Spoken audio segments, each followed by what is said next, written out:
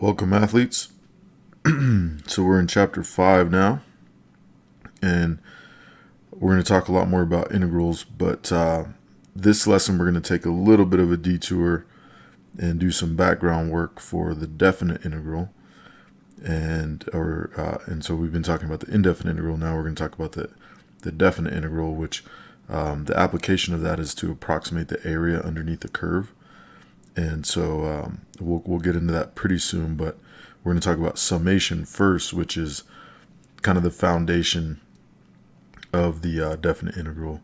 And summation is to integrals what limits were to derivatives. So we're not going to spend a whole unit on summation like we did with limits, but we're just going to kind of introduce you to the notation, and then kind of relate it to the definite integral and show you how it's used to find the area underneath the curve. Okay.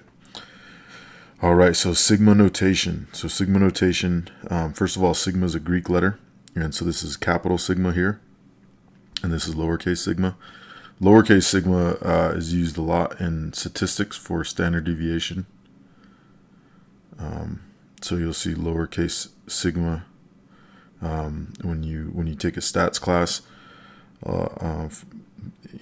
For the most part, depending on what textbook and professor you have, but it's pretty universal that sigma is standard deviation of a population. And then uppercase sigma is used in mathematics for summation notation. Okay, so this is used to sum a bunch of terms. And so here's how the notation works. So generally, a sub I is a function, and sometimes you'll see different letters here. Like this book uses I. I prefer actually K. I prefer to use K here and then have a sub K.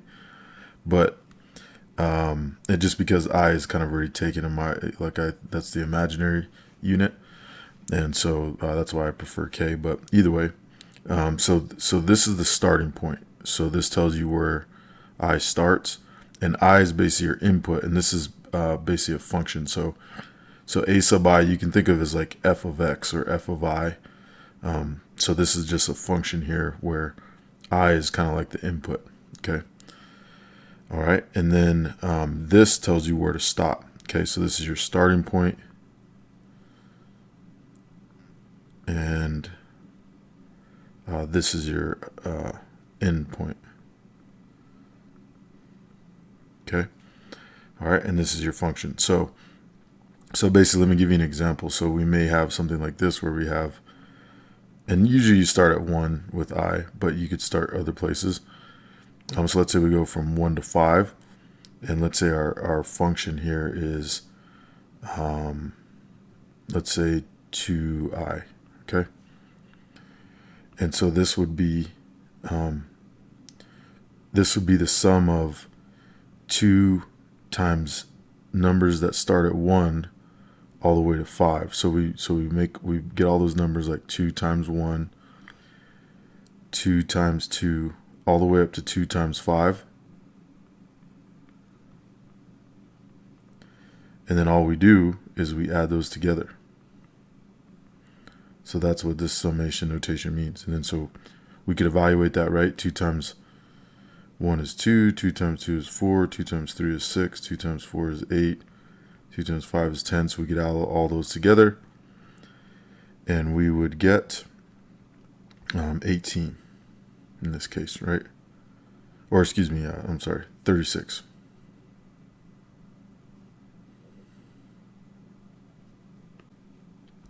And when I say 36, I just check my math on that. When I say 36, I mean 30. Right. So yeah, 2 plus 10 is 12. 4 plus 8 is 12. So that's 24 plus 6 is 30. All right. So anyway, that would be the result, or that's the way we evaluate sigma notation there. Okay. So sometimes you'll be asked to rewrite as a sum. So this would be to rewrite it as a sum, and this would be the actual evaluation, the value of this sigma notation. All right, so that's what sigma notation is. It's just a way to sum up some values and And so just something to kind of get used to how everything works. But just yeah, starting point, end point, and this is kind of the function that you input these values into from the starting point to the endpoint, and then you just add up all those values.